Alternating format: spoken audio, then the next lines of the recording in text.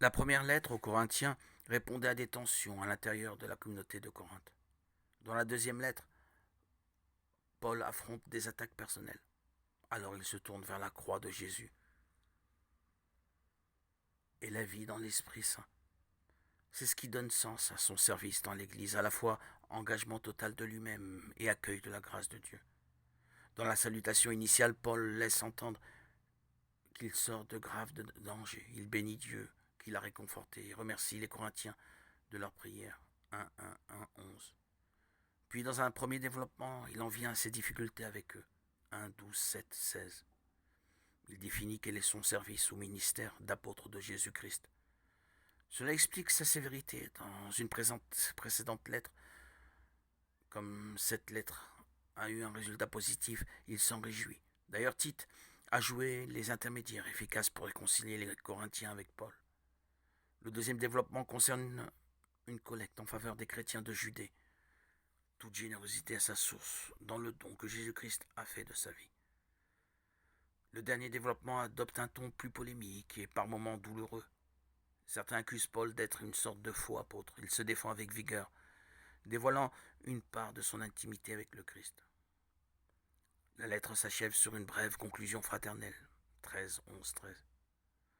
Les développements sont indépendants les uns des autres, et la plupart des biblistes pensent que nous avons là un regroupement de plusieurs lettres ou fragments de lettres écrites dans les années 55-58 de notre ère.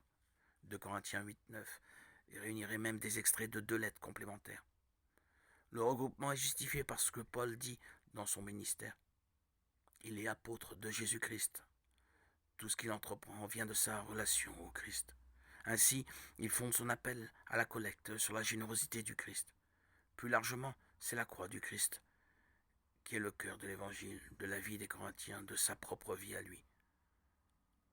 Paul.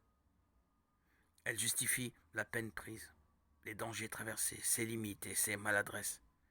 Ses opposants lui reprochent de ne pas savoir bien parler. Il pourrait se vanter de ses expériences spirituelles intenses, mais il préfère citer une parole du Christ entendue dans un moment difficile. À une prière douloureuse qui n'a pas été exaucée, la réponse a été « Ma grâce te suffit, ma puissance s'accomplit au sein de la faiblesse ». 12.9. Nous ignorons quel a été l'impact des divers propos rassemblés ici, mais le fait qu'ils aient été gardés puis transmis laisse entendre qu'ils ont touché. Ce que Paul dit de son ministère mérite d'être relu par toute personne chargée d'un service.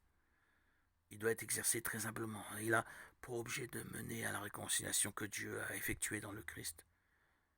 La manière qu'a Paul de tout recentrer sur la croix du Christ nous rejoint non seulement dans nos réussites, mais aussi dans nos échecs et nos propres épreuves.